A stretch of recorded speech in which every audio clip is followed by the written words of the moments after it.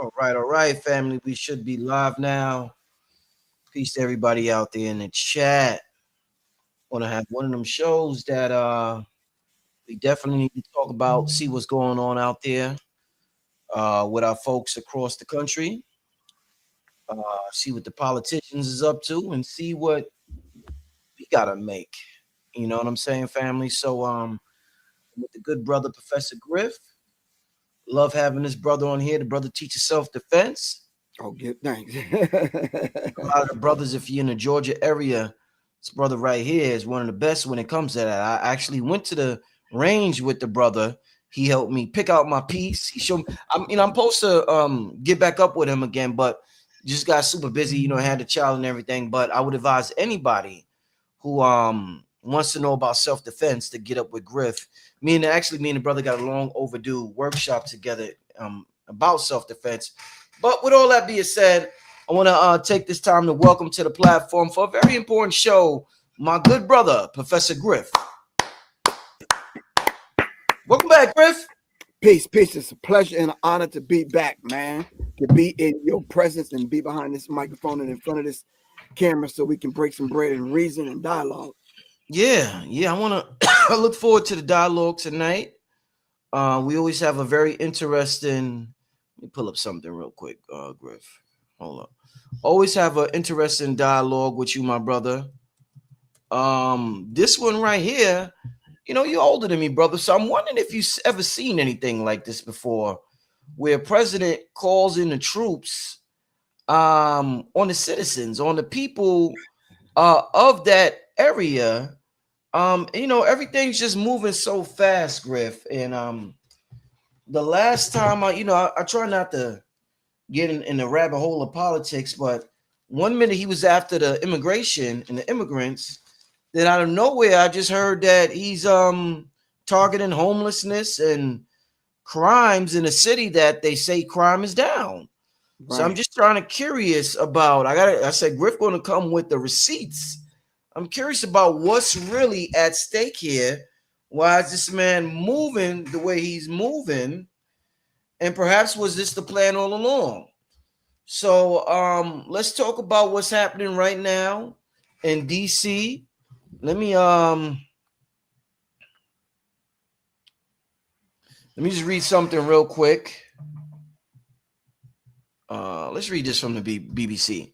U.S. National Guard troops have begun appearing on the streets of Washington, D.C. a day after President Donald Trump deployed the troops to the city and took control of its police force. As he argued, violent crime was out of control. Armored vehicles were spotted at urban centers and tourist sites around the U.S. Capitol on Tuesday evening. Officials have said that 800 National Guard troops are expected to be deployed, as well as 500 federal law enforcement agents. Washington, D.C. Mayor Muriel Bowser, a Democrat who has denied crime is out of control in her city, described the troop deployment as an authoritarian push. So what ended there? We got a lot of folks, a lot of family from DC. A lot of y'all listen real quick. If you're from DC, I'm gonna put the if you're from DC, I would love to hear from you about what's going on out there. I'm gonna put the link in the chat. If you're not from DC, don't click on the link. We will just disconnect you and ban you from ever calling again. But if you are from DC, I shared the link. We want to know personally what's going on. Somebody said DMV in the building. Brother right here. Well, call in if you want to call in, please. If you're from DC, I know I got a lot of love and support from DC on this channel. Y'all come to my lectures, everything I do, Stone Mountain, y'all always there. So shout out to the DC natives. But calling y'all, I'm gonna post the link continuously in the chat. I don't have King Simon here today. Tonight he's doing a show right now. Griff, with that being said, what's going on, my brother? What do you think about what you're seeing with President Trump? Greetings once again, and I think from where I'm sitting, I'm looking at it, and it's reminiscing of a few things. Number one, it's reminiscing of, I think, Reagan and Lincoln were probably only two presidents that called for martial law. Mm-hmm. This is reminiscent of troops being in the street. It's reminiscent of the violent, turbulent riots that went on in the turbulent 60s. You understand what I'm saying? But there's no riot. When you have to target the homeless and when you have to target a particular city, not a state, and I think that's important because I do want to read the section 740 of the DC Self-Government and Governmental Recognition Act. But when you're talking about crime going down, and I think the stats said it was down by 30%, right across the board, from violent crime to petty crime, all of the crime was down 30%. Then you have to have a justification and a reason for bringing in the National Guard. Now, you just can't deploy the National Guard for any old reason. You have to have a reason. And I believe if it's not justified within 48 to 30 days, 30 days, I believe, then you have to get an act from Congress in order to do that. You have to be able to justify that. Okay. So he enacted the section 740 of the DC Self-Government and Governmental Recognition Act, also known as the DC Home Rule Act, primarily deals with the control of the Metropolitan Police Department of the District of Columbia. And that's key, Brother Rich, because DC, Washington, D.C. is a city-state, not a state. Okay. You understand what I'm saying? Yeah. So they're able to come in and override the government and do a federal takeover of the government, and all the police departments and agencies have to stand down to the president. So then he put 800 boots on the ground, and it's embarrassing to hear the list of people that were arrested and what they were arrested for. You understand? It's just petty crime. It's ridiculous. An overdue parking ticket, or just overstaying your welcome at a hotel or something. It was really petty. Right. Indeed. You understand what I'm saying? That the local police could not have taken care of. And actually, the mayor and the black woman is the mayor. Black woman is the chief of police. And there was another sister up under her.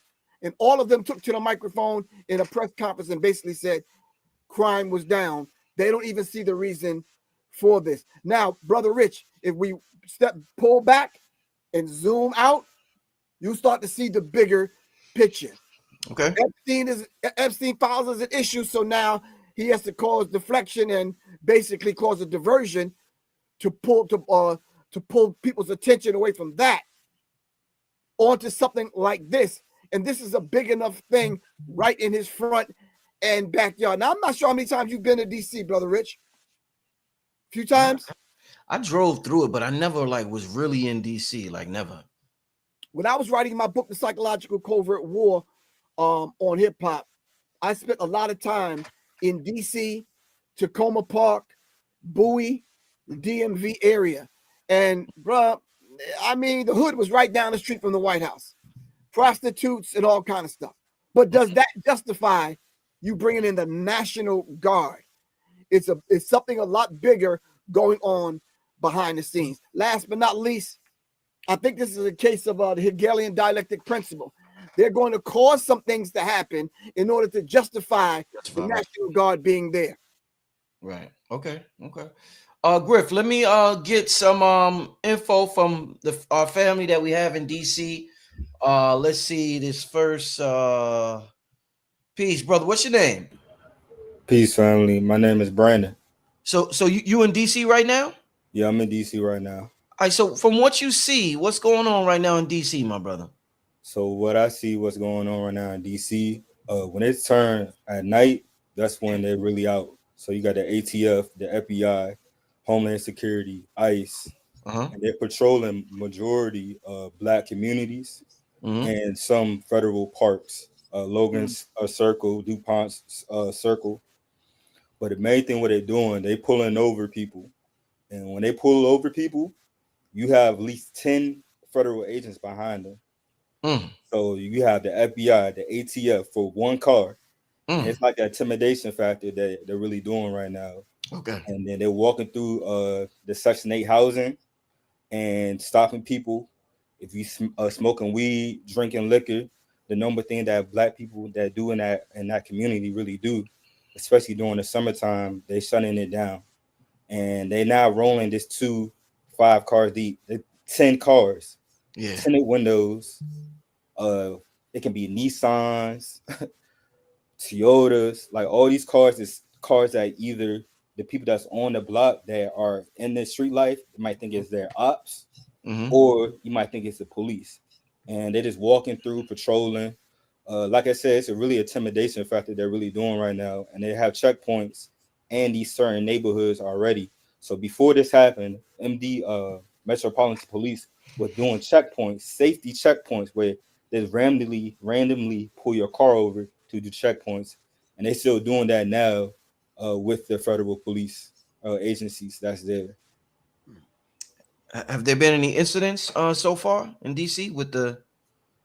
No incidents yet. I just thank God for that, because um the youngins, the youth, they don't really respect the police out here. Like, Right. they'll curse them out, record it, and like that's the main thing. Before all this happened, the youth in DC was just doing pop-ups in different parts, in Navy Yard and Southeast, the Right. Wharf, Yeah. and they were just out of control, Mhm. as in going in business, jumping on tables, screaming, harassing people that live down there. So it was a big thing before Trump. That news came out about Trump, about that Joe Stafford getting Mhm. jumped. And it's different stories, like he was saying something racist, he was protecting somebody. But after that happened, after a 3-0 got killed this summer, it's a lot of Mhm. toddlers getting killed in these neighborhoods. Mhm. But he didn't call the National Guard, all this, until a white person get jumped. A Mhm. Doge staffer got jumped. So it's Gotcha. no incidents. Like, if you go on TikTok right now, you will see different people recording them getting harassed by the police, pulling them over for no reason, standing, being stopped on the side of the road for like 10 minutes. And it is going through just looking for anything for real. I appreciate your calling, my brother Griff. Anything you want to say to the brother before you hang up? Ask the brother before we I think he kind of hit the nail on the head and reiterated, in uh other words, exactly what I just said. Right. Intimidation thing is what I think you said, Brand. That's what you said. Yes. Yeah. The whole intimidation thing is very real. Why would you want to intimidate? Why would you want to show up in brute force like you're doing? All right, you're sending a signal. This is the precursor.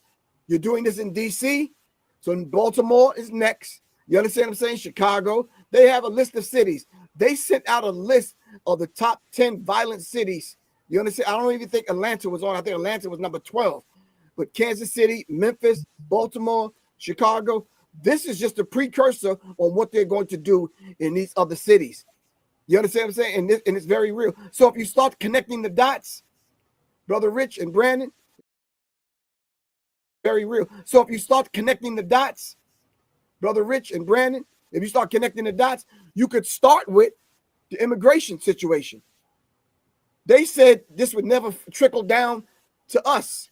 Mm-hmm. It may not have trickled down in the same way, but look at what's happening to us now. It's almost like cities are going to be on lockdown. You understand what I'm saying? Check out what's coming next. Curfews are coming next.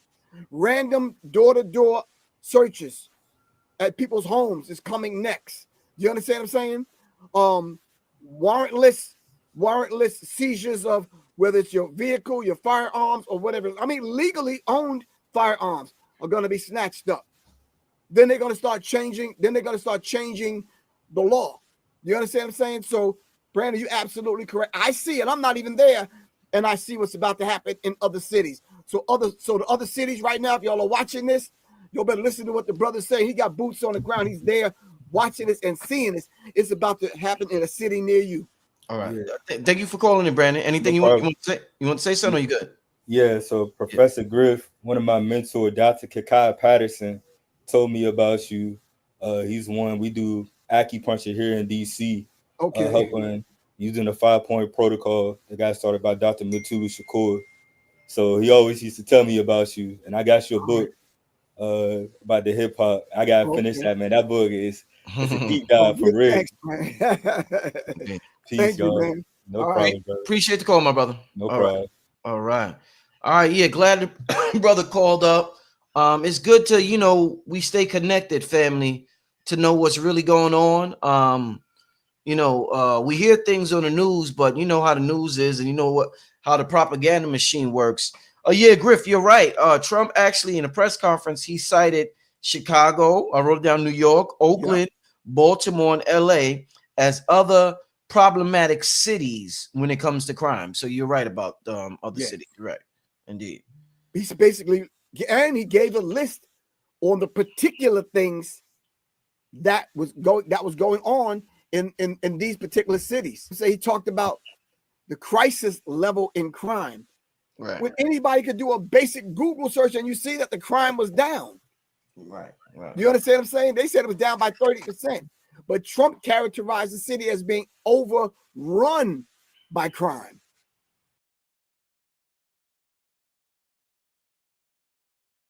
Mm-hmm. You understand what I'm saying? So that's a whole, listen, this is like when he speaks, it's almost like dog whistles he's blowing. Mm-hmm. We hear it, but the other people hear something totally different, Brother Rich. You understand? When he says using the language, characterizing a city as being overrun by crime, bloodshed, he used the term bedlam and squalor, arguing that police safety and public safety in D.C. has deteriorated to the point of requiring federal intervention. Now, when you start describing a city like that, Brother Rich, come on, man. You would think people just can't walk the streets, can't go to work, can't do anything. Come on. No, DC was not in that condition, man. According to him, a minute ago, DC wasn't in that condition. Now, all of a sudden, yeah, he has to use that as justification. One thing that keeps coming up, Griff, is that people keep talking about the culture. I've seen in the chat and I've seen in other videos, and a lot of people are curious. The culture of, there's this word we use to describe the young black men now, and it's YNs. It is a problematic way. It's a bad way to describe our youth by calling them young niggas. And I'm not a fan of the term, so I don't use the term, but it's a very popular term on the internet. But it just creates an energy that's going to continue. It doesn't, I don't look at it as being a term that kind of wants to resolve the problem. It's just kind of, it's a very negative term. I wonder who actually created it. But with the drill music, a lot of people feel as though in New York and a lot of areas, when drill came out, it got different, Griff. People started going to people's funerals, shooting it up. There was rappers that would, a rival rapper got killed and he would post a video at the gravesite. I think that was a rapper from Florida or something like that. And it just got more degenerate than we have ever seen it. The music industry, and the music industry is the main thing that influences our youth, especially when there's not a lot of parental control in the household.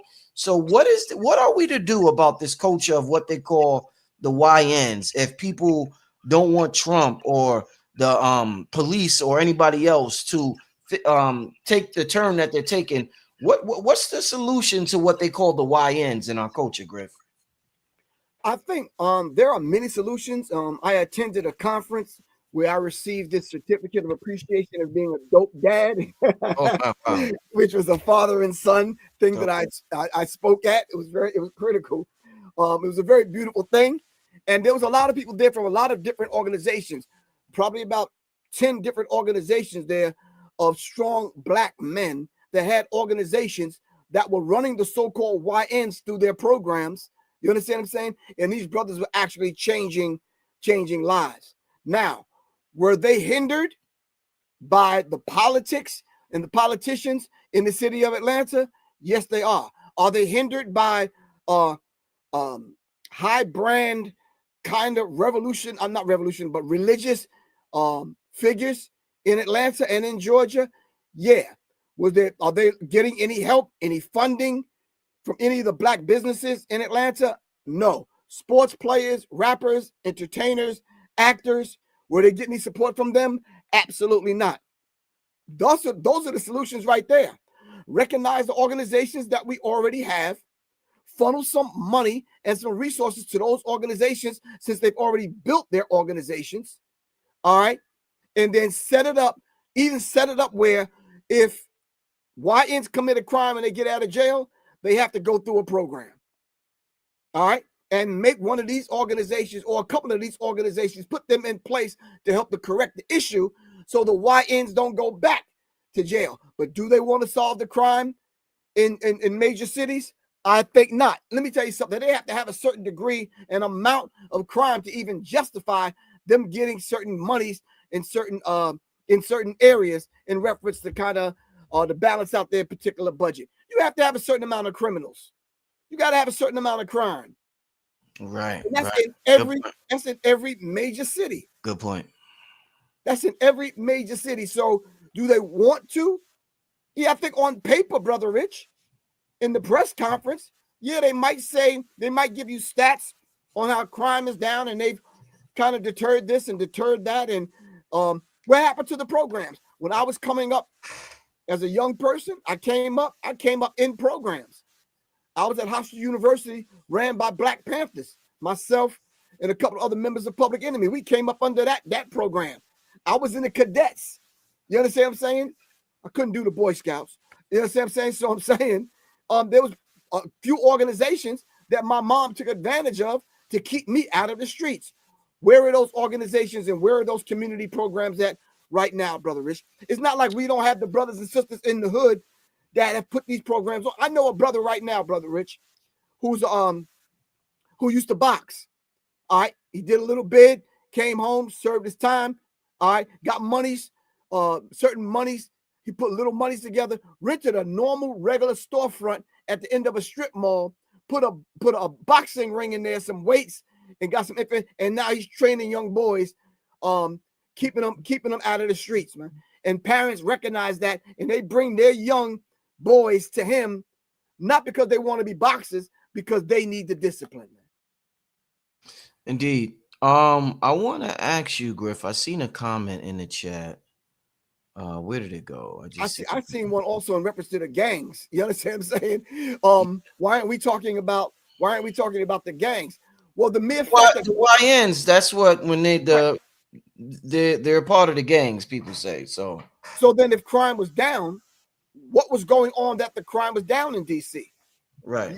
It's not like they just say, okay, we're not going to commit any crime anymore. We're not going to wild out in the street.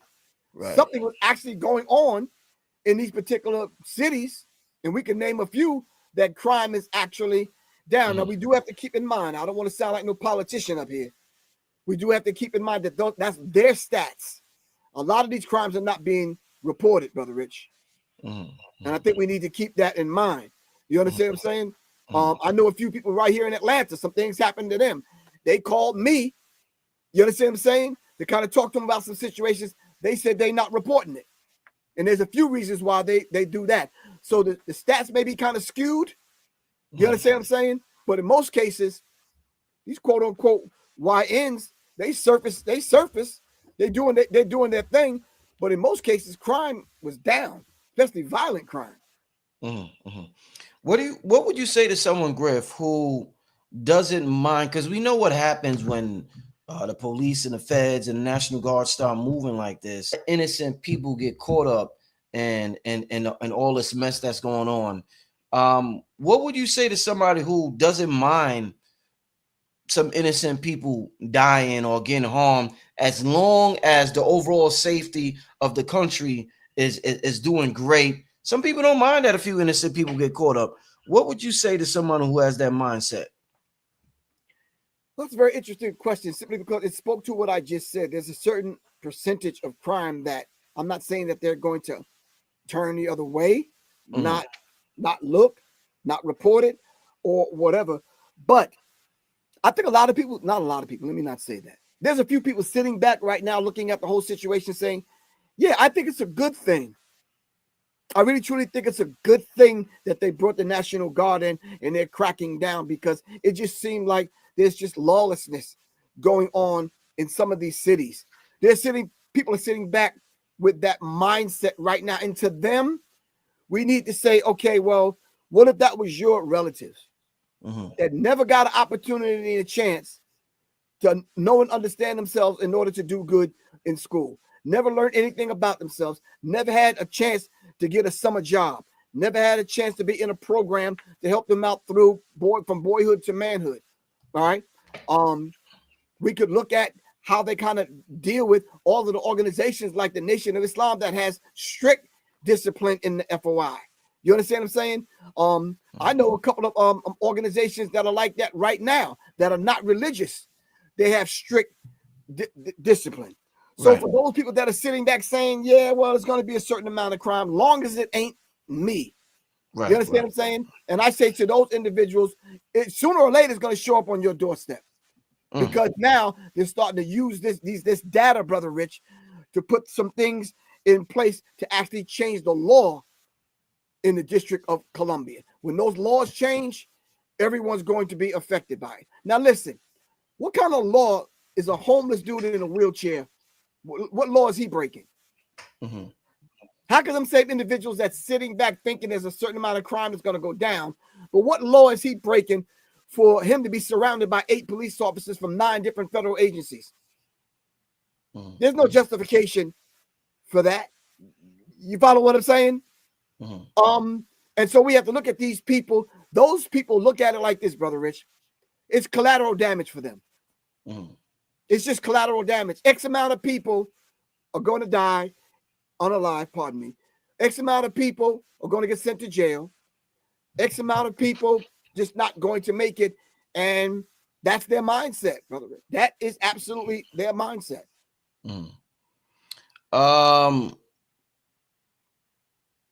Yeah, Verbal. What? Why don't you call in, Verbal? I know this is a white dude. This is not about race. This is about you victims fell in your community. Why don't you call in? I would love for you to, say a few words. Come in on the video.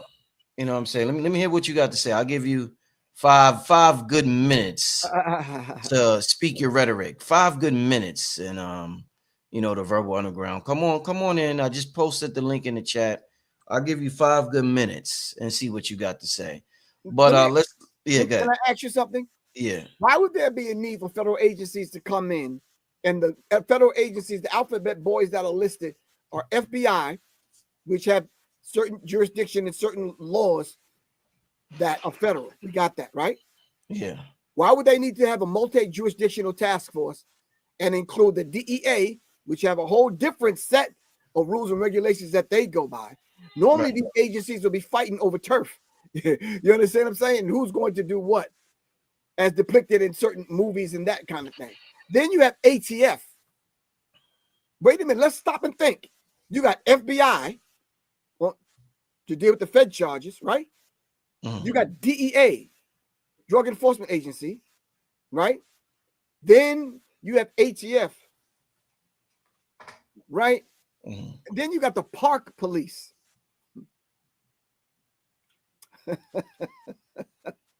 Then you got local police, which are going to stand down. And then to top it all off, you got 800 National Guard. It's almost like you prepare for a small war. You follow what I'm saying? Yeah, no, definitely. What is the justification? If crime was down. Yeah. But Griff, what is it? What exactly? Because everybody's talking about the Epstein files, and everybody's like, "Yo, he's doing all of this. He's creating a problem and pretending to fix it, all because of the Epstein's files." Is it bigger than the Epstein files, or is the Epstein files that serious? Because I didn't really see how much Trump was involved in the Epstein files. So if you could, is it that serious with the Epstein files that Trump will do all of this just because of that, Griff? Oh, yeah, it's that serious. Because when you start talking about the actual file, which they said they had at 1 minute, 2 days later, they said there's no file. When they said there was no file, then it opened up a can of worms, and everybody said, well, wait a minute. Then why is Ghislaine Maxwell in jail if there's no file? Right. You understand what I'm saying? I heard through someone else that knows someone else basically said that she had the file on on a microchip. Mm. You understand what I'm saying? Mm-hmm. Backed up the file. Someone's holding on to it, and that's her bargaining chip. I wouldn't be surprised if they let her out of jail. You understand what I'm saying? Simply because, listen, let's look at it like this, and let's understand this to this degree. The Epstein situation, that's an entire psychological operation. Mm-hmm. Let's just stop saying it's this, stop saying it's that. Mm-hmm. It's not either or, it's both and. But if you pull back and zoom out and look at it for what it is, it's a psychological operation. We already know that he was Mossad. We already know she was Mossad. We already know who her daddy was. You understand what I'm saying? We all know the list of people that groomed him to be in the position that he's in. They said it was over 4,000 bank wire transfers coming from Trump to Epstein. Shit. That's 4,000 cases. You understand? They got footage. They got pictures. They got names. You understand what I'm saying? So it's like, yeah. And it's not only involving the president. There's rulers and politicians and from foreign countries and this kind of thing, man. You understand what I'm saying? That was an operation that was going on, an intelligence operation. They have footage on everyone, not only the flight log manifests. They got actual footage. You think P. Diddy had footage of what was going on in his cribs? Yeah, that makes this look like child's play, man. Let me. I think we got the verbalist in the back. I think that's his. Peace. You're the verbal underground, right? Peace. Can y'all hear me? Yeah. You're the verbal underground. That's correct. My moniker is the Verbalist. My company is Verbal Marketing, and I manage the channel, the Verbal Underground. That's correct. That was me in the comment section. Yes, sir. You're doing a lot of promo to start off with, brother. You're doing a lot of promo. Listen. All right. The reason why I respect everybody's opinion, but all right. So this is my thing, Verbalist.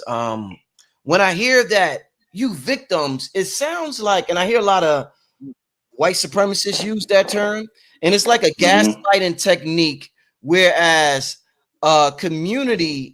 And Griff done ran down a whole list of things, whether it's redlining, Black Wall Street, crack cocaine epidemic. I mean, the list goes. Black farmers, a conspiracy against black farmers. So it seems like, imagine if somebody continuously, directly conspires against you and your family in your home, and then after they do it, they say, "Oh, you're playing the victim role," and you're like, "What the fuck? Well, you're victimizing me. What do you expect me to say?" So, what do you mean by you victims to a community who's, and you're obviously, you're melanated.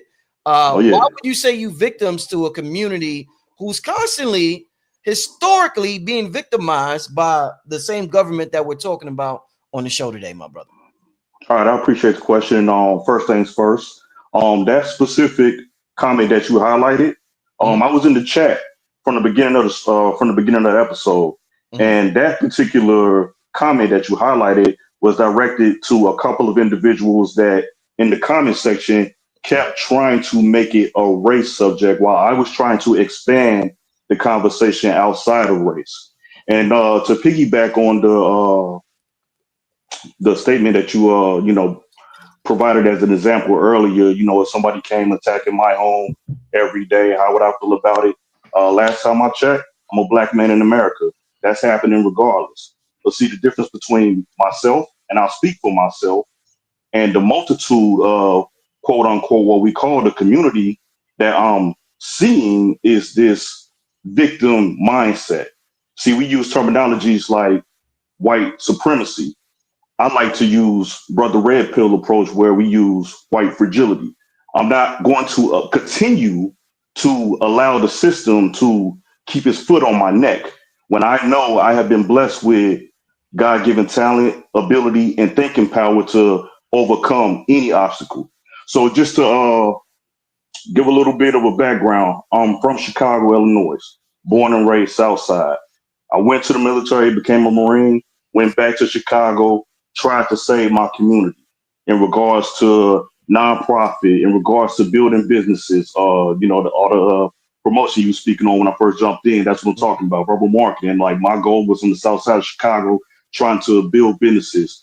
I started realizing, me being in the Marines and going to travel the world and seeing different cultures and understanding different, mindsets and tactics and strategies and communities per se, seeing how they operate, trying to bring some of this knowledge back to my people, I kept running into a brick wall in the regards of our mindset, where we just feel like we constantly need to point the finger or play the blame game or assume that life will never get better because some, big hotshot in Washington, D.C. that doesn't know us from, a hole in the wall is holding some kind of imaginary noose over our necks. I refuse to believe it, at least not in this stage of my life. I'm 40 years old, and I came a long way, and I got a long way to go. So I'm currently down here in Atlanta, and I have family members in DC. I'm tapped in. I even came to a couple of events. So I did the show with with Cambada last year. I was in the building. Dope. So I'm tapped in. I try my best not to allow, quote unquote, my people to like live in shame or doubt or frustration or confusion, because we see what the play is. I feel like a lot of this is media manipulation. Mhm. So I can't remember his name, but it was a gentleman in the chat tonight that kept highlighting, because Professor Griff, you was speaking on the crime is down notion. Myself and another person in the comment section was saying actually crime is up. What is happening is the arrests are down and prosecutions are down, because the hierarchy in regards to the legal structure over there, from the DA to the chief of police. We seen her recently on the news getting clowned. They're embarrassing. They're shameful, and needless to be said, they're people of color. They're supposed to be representing us, but you don't never hear them doing anything to protect us. You don't never hear them collaborating with the powers that be within our communities to come and say, "Hey, what do you guys need? Uh, you know, how can we help?" Like, they don't show their faces. We know who they are, but they don't come and show their faces to us. So when it comes, when it's time for us to sit down in the community like we're doing via these YouTube streets, like we have the people that don't go outside, that don't touch grass, that don't know nothing about their legal structure, that don't know who their councilmen are, that don't know nothing about, where their children at night. You're not going to run game on me. That's all I'm saying. So when I try and say, hey, let's kind of get off of race and let's talk about class. How about that? Maybe since I don't know what people thought was going to happen when President Trump got elected. I don't know what people thought was going to happen. What did you guys thought was going to happen? Like, we knew what time it was. The game was going to change. So I didn't sit in my corner and just shiver me timbers. Like, no, I put my thinking cap on and I said, okay, I got to strategize. The Republicans going to come in with the playbook. They gave you 4 years. It's been telegraphed for 4 years, that he was coming. So if I'm talking from everybody, to the parents, to the politicians, we seeing these politicians down there in Texas running up to Illinois, you know what I'm saying, to prevent the incoming structuring of gerrymandering and all this nonsense. They giving us the playbook. So to kind of wrap this up, Yeah. my bullet point is to say, hey, we got to get up off of this race mentality and get into our class bag, because that's what they're doing. They keep throwing the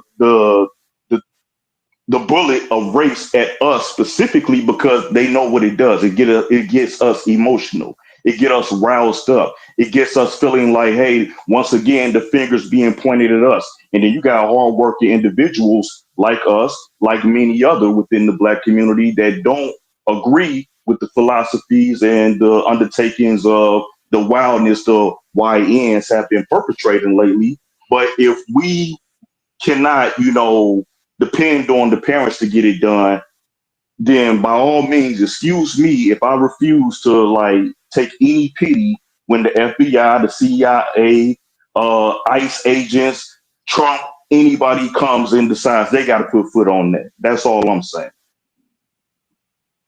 Let me ask you something. So you basically said people are playing the blame game. So you think these people No, that you I said, don't want to say.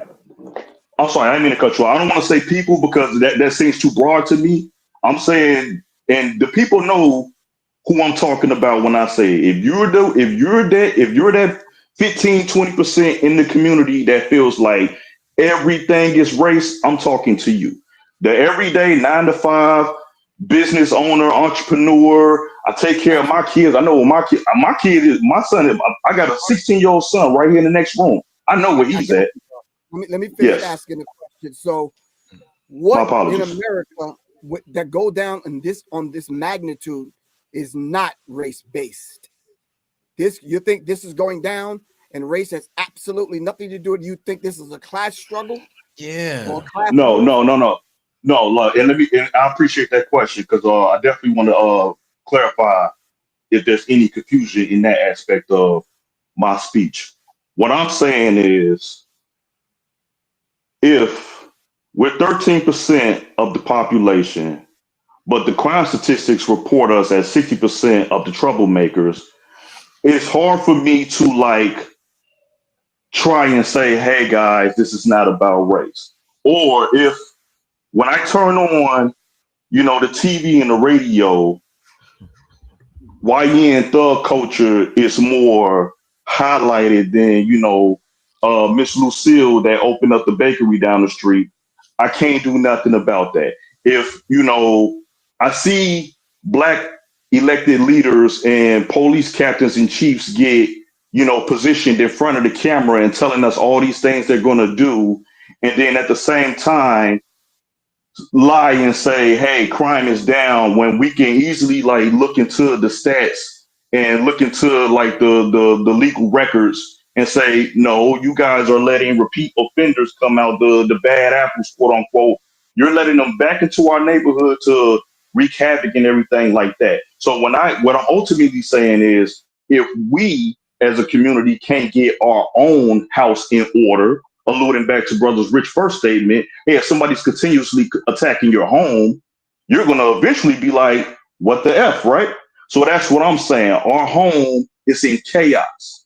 Okay. And we have let an outside element, whether you want to call that Trump, CIA, FBI, whatever white supremacist face you want to put on it. We left the door open. So that's all I'm saying. We cannot sit here and cry now because we left the door open and Daddy Morebucks came and Okay. put his loafers on our coffee table and drinking our milk. Who Okay. let him in the door? So let So me we got ask. to clean up our own community.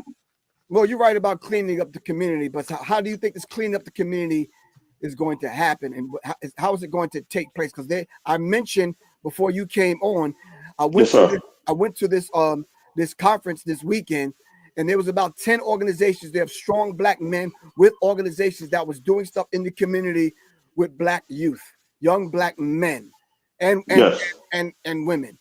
So when you say leaving the door open, what does that mean when we can't get funding, we can't get assistance from black business or the church, or the religious leaders or the politicians?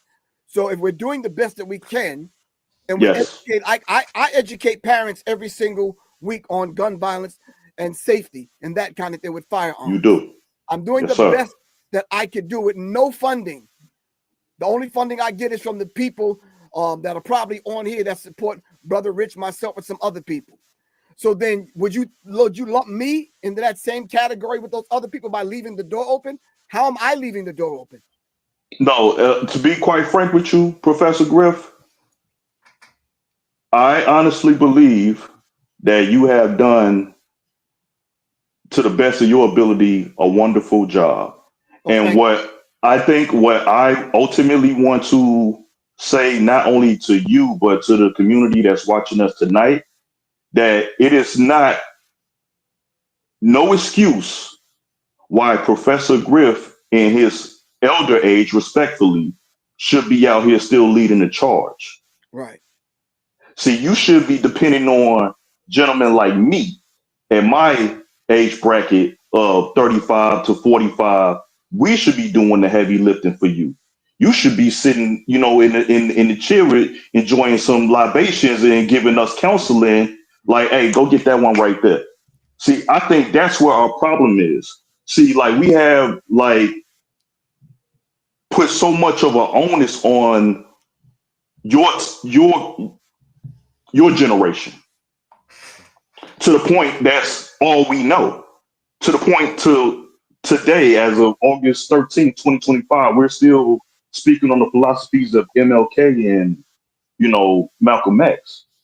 It's like we ain't had no new leaders since then. I bump into leaders every day, as I'm assuring you are as well. Brother Rich is a leader. He's Exactly in the digital streets. Exactly, but this is what I'm saying. As much power as Brother Rich has, I would be hard pressed to believe that if me and him was to walk down Campbellton Road this weekend and, like, you know, put the microphones up and say, hey, starting this weekend and for the rest of the year, this is the game plan and we're going to abide by these laws because we got to send a message to DC. I'm going to bet my hard-earned check that it maybe 15% of the community will probably listen and actually go get on board with that message. But that's the 85%, they're going to go back. That is good. But the 85%, which is the majority, they're going to go back to clubbing. They're going to go back to thugging. They're going to go back to scamming. They're going to go back to boosting. They're going to go back to blaming the white man because it's their psyche at this point. We are talking, and that's why I'm saying, gentlemen like you, Professor Griff, you should be de facto retired. But you can't retire because the generations that came after you have failed you. We don't want to take up, see, like we may be leader in nature, but, you know, we're not going to get the same publicity, or we're not going to, like, you know, commend. Yes, sir. I don't mean to cut your wisdom. Brother Rich is the generation after me. They're not failing me. Red pill, blue pill, they're after me. I'm 65 years old. They're not failing me. You understand what I'm saying? We just have different callings. I understand his calling. That's why every time he calls, I'm there to support him. Exactly. Exactly what you said that generation should do. That's why I'm on here. Yeah. Exactly. But to verbally, yes. I want to move on with a couple of, because we're not going to be on here too much longer. Yes, but and I appreciate it, Brother Rich. Listen, and yo, I really appreciate you calling in. And I'm sorry, I thought you was white when you said the word. Oh no. It happens all the time. I get it because, you know, I'm trying to elevate above. You know, I walk with God at this stage in my life, and I don't want to. We have God-like abilities, so I'm not going to let man-made behavior detour the mission. That's all I'm saying. Let me just say this before you go, and you called in extremely respectful. So I really, really appreciate that, brother. A lot of emotional maturity, intellectual maturity on your behalf. I really appreciate it. And this is how we have to talk, even if we have a difference of opinion. And what you said is a lot of what you say, I agree with, my brother. And I just want to say this before we move on. A lot of what you say, I agree with. And we talk about, like you reference red pill in terms of white fragility and not using the term white supremacy. But this is what I'm saying. And I'm into metaphysics and spirituality, and I'm an entrepreneur. I take care of my family. I'm totally 100% accountability.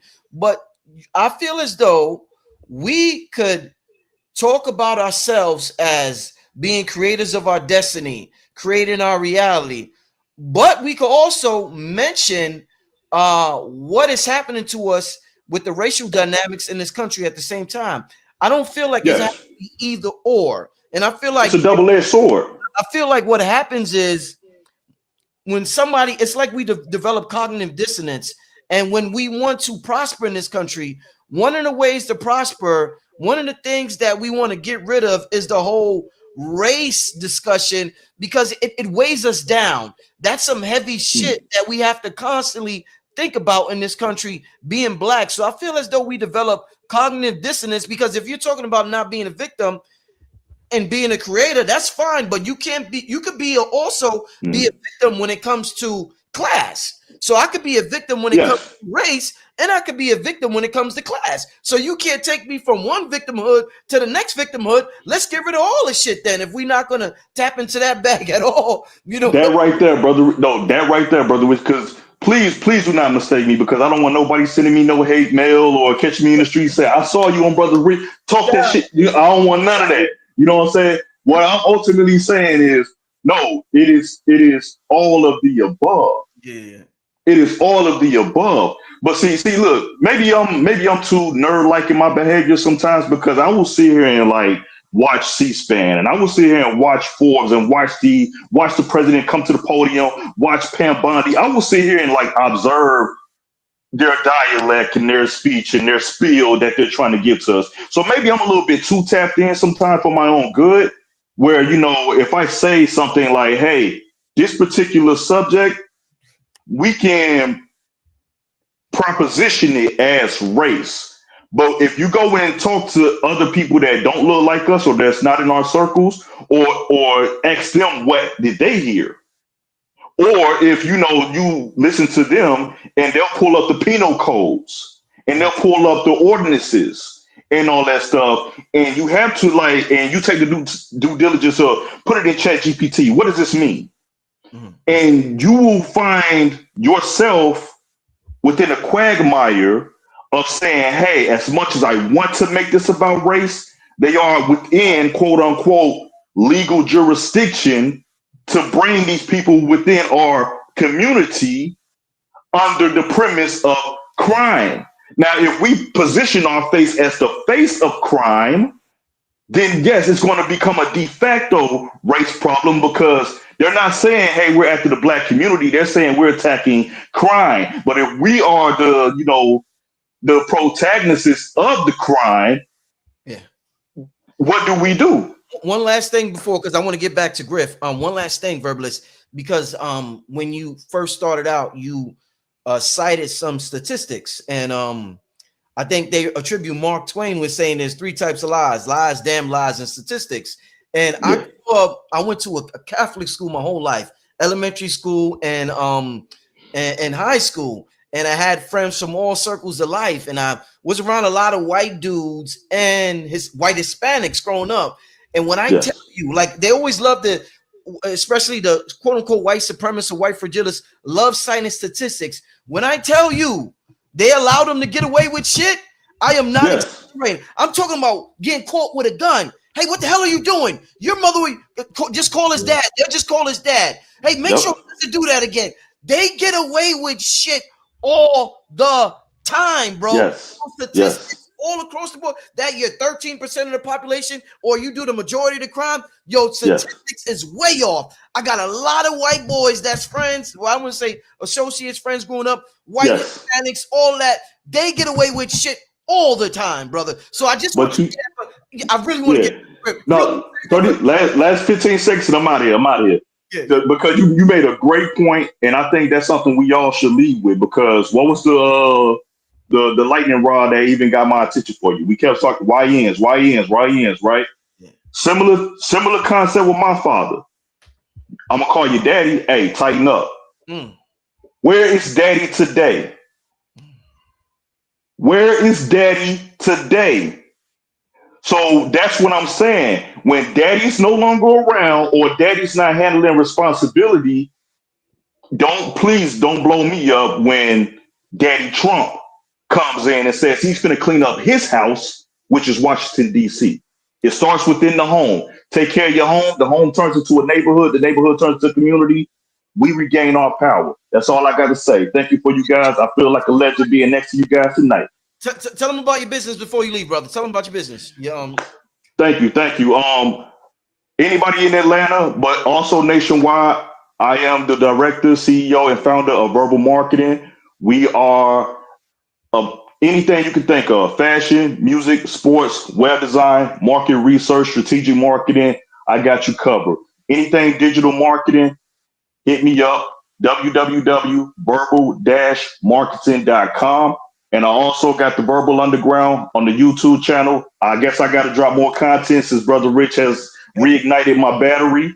And we also got Everything Subject to Change. And check out the Verbal Marketing YouTube channel for everything that's going on in regards to digital marketing. That's what I'm talking about. I'm talking about entrepreneurship. Let's get our households right. Let's get our finances right. Let's get our image restored so we can no longer be portrayed as the face of crime and have people kick in our doors. Professor Griff, I love you. You are a legend. I love you too, Like bro. I'm going mad. Like I got tears of joy just to say I was in the virtual room with you. Oh, good, thanks, man. So thank you, sir. Keep up the good work, Brother you, Rich. All right, yes, as sir. always. Peace. Very mature discussion. I want to appreciate that brother for calling up. It's good that we're able to talk and have differences of opinions. Sometimes Griff, everybody in the chat, they're like, "What's the faces Griff is making? You all right, Griff?" No, I'm not all right. Oh, He said, why do we position ourselves as the face of crime? Like, how do we do that?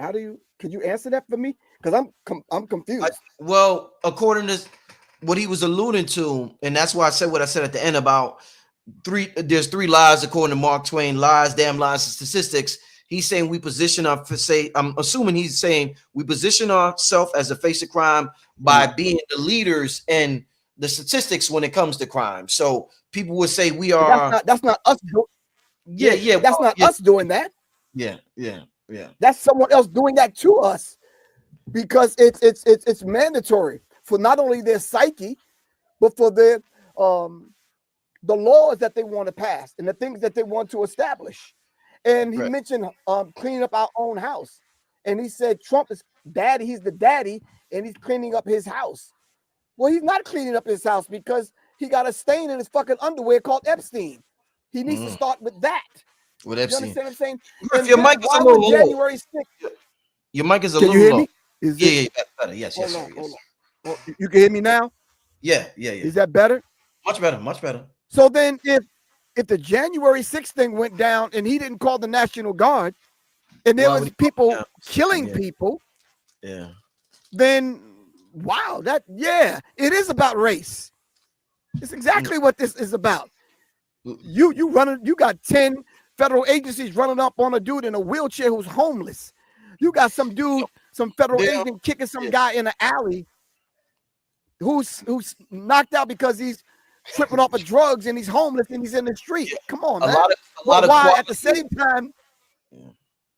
Yeah, this is about race. I just didn't understand that. I know my wife tell me all the time. It just shows up on my face. I don't know. A lot of the they're coming after a lot of the quality of life offenses, little things. And I do. It's your family, the DC family out there. Is smoking weed legal in DC now? Because I know it's legal in New York. No, it's not. Okay, Griff is frozen right now. Okay, you better Griff. You hear me? Yeah, I hear you. Yeah, I hear you. Okay. All right, Griff, let's get to a couple of questions before we get out of here. I know the chat room is booming.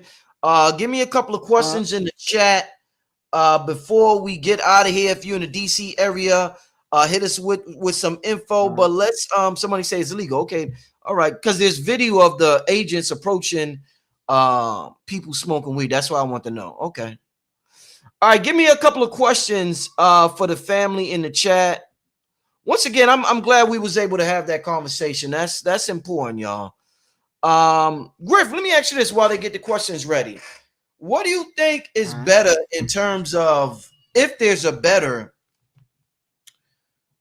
our community, if our community is run by the Democrats or a Republican? Because they always say the Democrat-run cities are ran down and the homeless is bad and the crimes is bad, and it's always a Democratic-led city that's all effed up, like Chicago and the mayor of DC. Do you think we do better under Republican-run cities? Is there a difference when it's ran by Republicans or Democrats, Griff?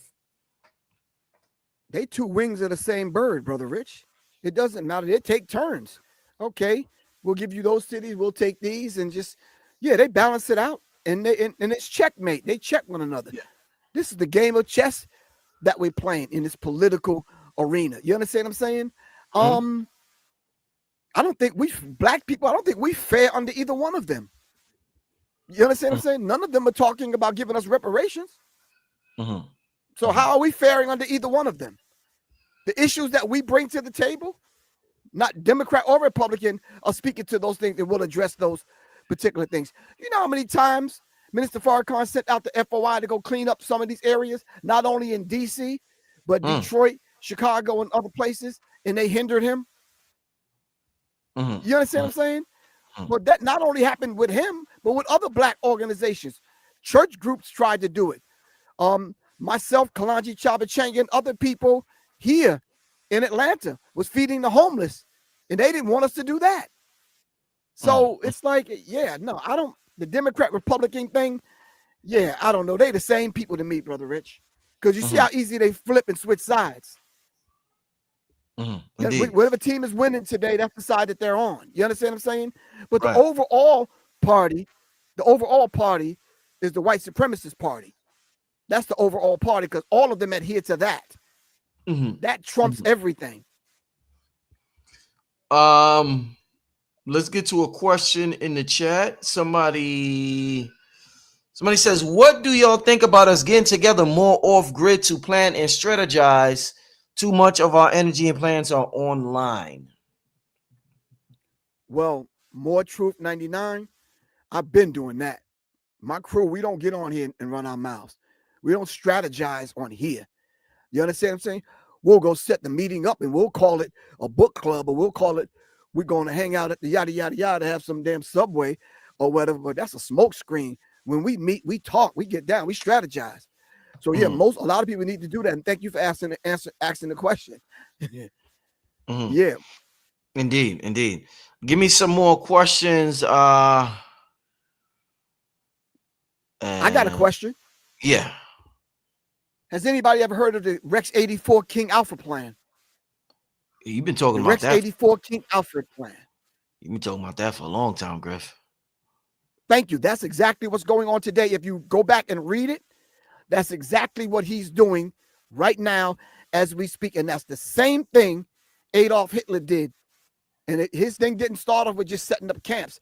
He started with making Germany great again, banning books, closing museums and that kind of thing, targeting the press, moving people out of position, blaming immigrants, getting rid of them, creating enemies from the neighborhood, defunding arts.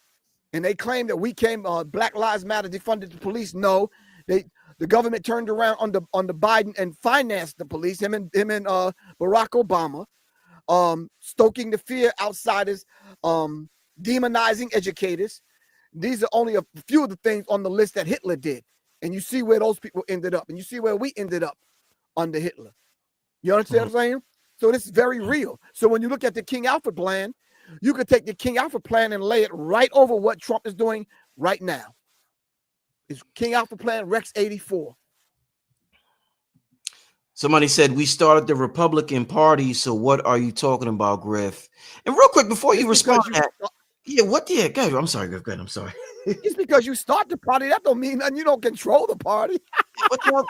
What does us? They keep saying that. What does us starting a party have to do with anything that's going on today with the party? What's going on today has nothing to do with what happened 100 years ago with the party. It's just a totally different party today, family. It's a totally different party. Thank you for saying that. Those talking points I never understood those talking points. But yeah, let's keep it going with the questions in the chat.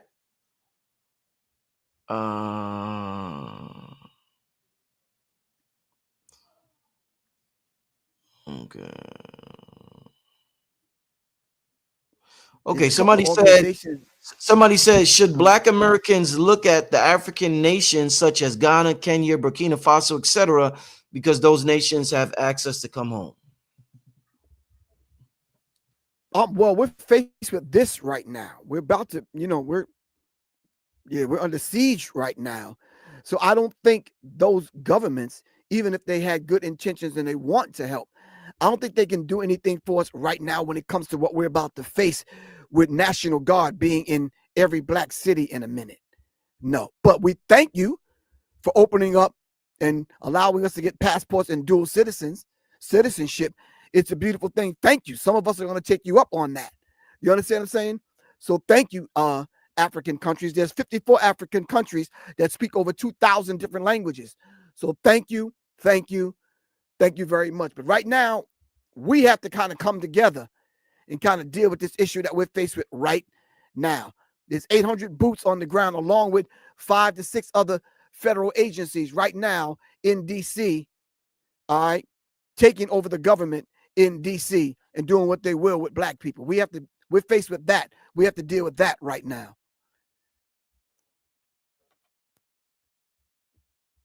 And ain't nothing wrong with having a second home in Ghana, in Kenya, in Burkina Faso. It's a beautiful thing.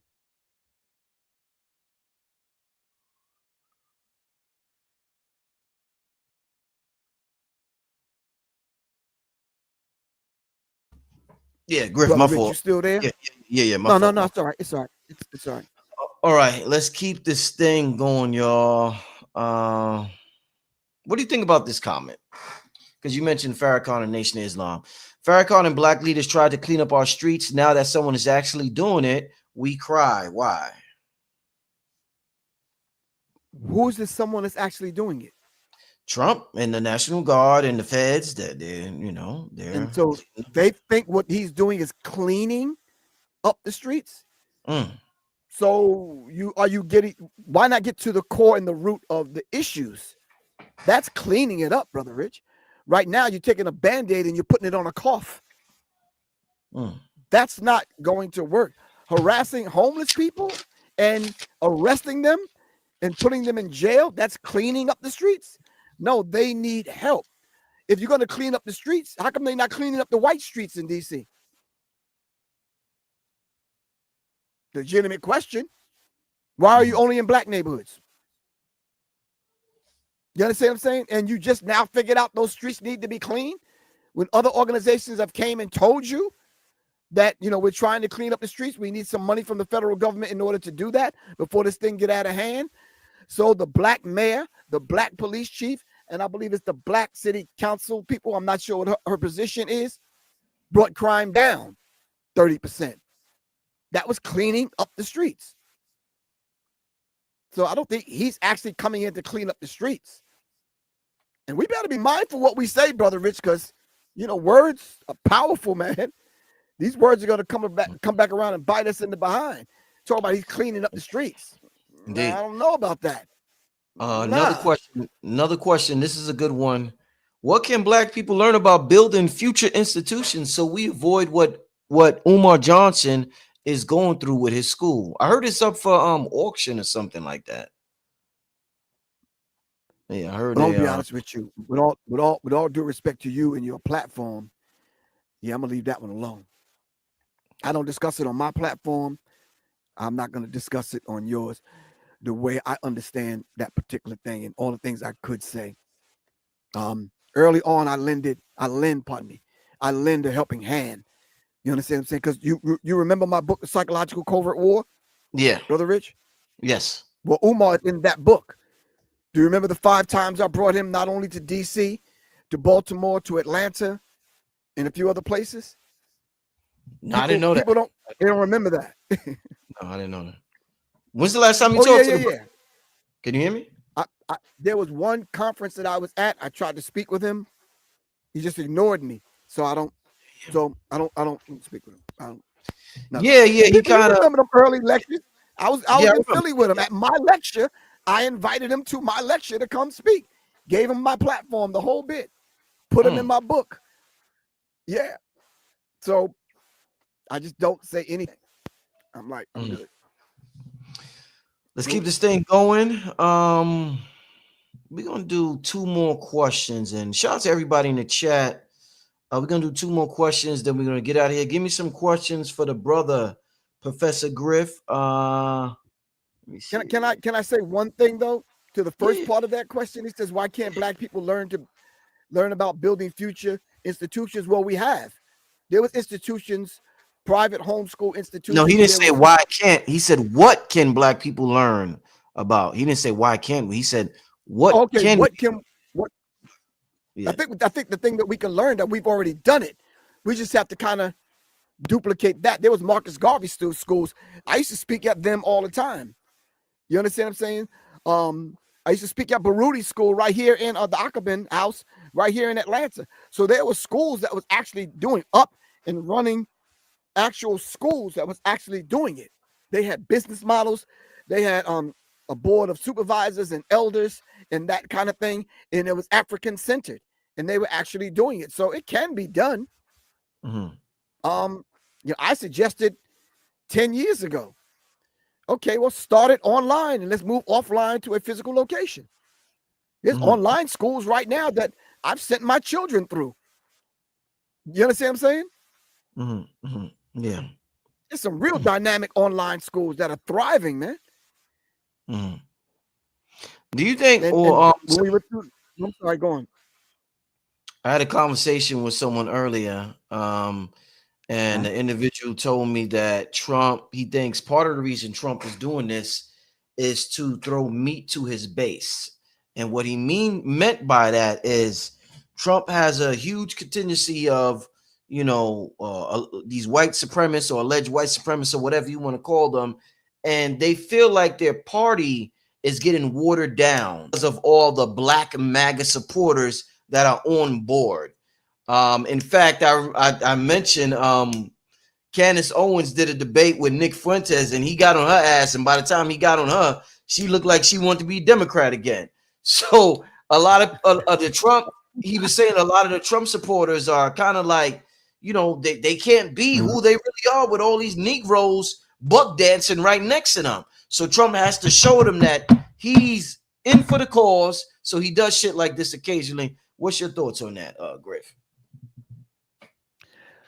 Well, to be honest with you, I think you have a lot of cheerleading going on, Brother Rich. And if you look at a basketball game, if we could use that analogy, the cheerleaders are not, they're part of the game. They're part of the show. They're part of the entertainment. They're part of the hype squad. They're not the players. So if you have a lot of black MAGA supporters, they're not running anything but their mouths. They're like cheerleaders, man. They're not in the game, Brother Rich. They're not moving anything. You understand what I'm saying? What are they actually doing? You see, none of them got cabinet positions. None of them got positions in his cabinet or his administration. You see that, right? Yeah. They're relegated to wearing skirts and being cheerleaders. Wow. And that's what they do. What are they running? What are they running in the Republican Party? Nothing. Nothing. You see who he surrounded himself with, and you said it, Brother Rich. He's throwing bones and throwing meat to the base. Right. They're not the base. You understand what I'm saying? They're not the base. Now he'll use them like he used the Latinos, like he used the Muslims, like he used the Arabs in Detroit and Hamtramck and other places. He'll use you. You understand what I'm saying? But yeah, he's not going to put you in a position to actually affect change. Not going to do that. So they can keep cheerleading for him. Yeah. Somebody said, yeah, I agree with this. Somebody said black MAGA are cool with being tokens. I agree. They're cool with being token Negroes. They are. As long as they get to be right, sniff his ass. As long as black MAGA gets to sniff his orange ass, they cool with that. So I do agree with that. Yeah. All right. As long as they get the pat on the head and they rub their head. As long as Trump rub their head every now and then, throw them a bone, keep them quiet. Yeah, they good. Oh man, let's get to this last question before we get out. And a good show tonight, y'all. Reminds me of back in the days when me and Griff was on Underground Railroad Radio. It reminds me of one of those type shows. Good show. Somebody said, peace, brothers. With all that's going on and will be going on, where would you recommend our culture to live, whether in the States or abroad? Oh, no. We're not giving this up. No. We're going to live is both and. We're gonna continue to own this and more of this, and we're gonna take advantage of those countries that's allowing us to come back to reintroduce ourselves back to our African brothers and sisters. You understand what I'm saying? So it ain't either or, it's both and. Indeed. Here and there. Indeed. Griff, man. With that being said, my brother, like I said, wonderful conversation, and I'm glad the folks from DC called in. The brother, what was his name? Brandon. Brandon, yeah. Brandon from DC called. Let us know what's going on. Shout out to the other brother that called and The verbalist. Yeah, the verbalist spoke his mind, spoke his piece. And I think that's very important. And that's how we're going to grow. And it's important to show emotional maturity. With that being said, Griff, wonderful conversation tonight. Leave your contact information so the people can get in touch with you, my brother. Okay, if people already know, they can text me or just call me 678-557-2919. That's 678-557-2919. My website is www.professorgriff.me. And Brother Rich, I'm going to send you my new book. I got the ebook and I got an audio book that's out. Fire. Yep, I'm going to send that to you, and you can find that on my site. That's professorgriff.me and or my organizational site, which is warriorsinnergarden.org. Just like it's spelled, warriorsinnergarden.org. My email address is seriousmindsinfo@gmail.com. Once again, you could text me right to my phone. I do answer my calls and do answer my text, 678-557-2919. And I'm going to be honest with you, Brother Rich. I'm tired of holding this bottle of the resurrection formula. I'm giving this joint away. No, don't do that. Don't. I promise. Come on, man. I promise. By Monday, I will come get it. I swear, I'm gonna come. Y'all heard him. It's been a year. Y'all heard him, right? I'm definitely gonna come through and get that. That is some serious stuff there. All I'm saying is, man, if I have another little one, if I have another little one, Griff. Yeah, well, I'm blaming that product. Well, I'm not gonna blame the product, but I'm gonna let people know that thing is serious, y'all. Soleil told me that she added some there was some Tonga Ali and some honey goat weed that she put in, so it's a little bit more potent. With that one right there is the more potent one too. Yeah. We changed the bottle because they ran out of this color. We changed the bottle, but the new bottles, it has the updated formula in it, and it's serious, man. And then along with the Serious Minds brain tonic to clear away that brain fog. Always, man, I want to thank you, good brother, for allowing me on your platform. I've learned a lot. I've grown a lot in the way of being a lot more mature and having these conversations with our brothers and sisters. I know tonight it showed up on my face. That's just that 65-year-old Professor Griff trying to process this stuff, man. But seriously, I'm humbling myself a lot more, and I truly want to thank you, man, for allowing me to come on, bro. Indeed. I'm going to see you by the end of this weekend, and I'm going to come get that, Griff. I'm going to talk to you soon. All right, give thanks. Really appreciate you. All right, family, peace. Peace. All right. Family, I will be back Friday. I think I'm doing a show Friday with Young Elder. Young Elder is going to make the debut on the channel. We're going to have a great discussion, a metaphysical discussion. So make sure y'all tune in on Friday. I'm not sure if I'm doing something tomorrow. I might, but I will definitely, as of right now, be doing a show on Friday. All right. With that being said, I want to thank everybody for tuning in tonight, the callers, everything. Y'all have a good night. Be safe out there, family. All right. Make sure y'all support Professor Griff. Peace and blessings, y'all.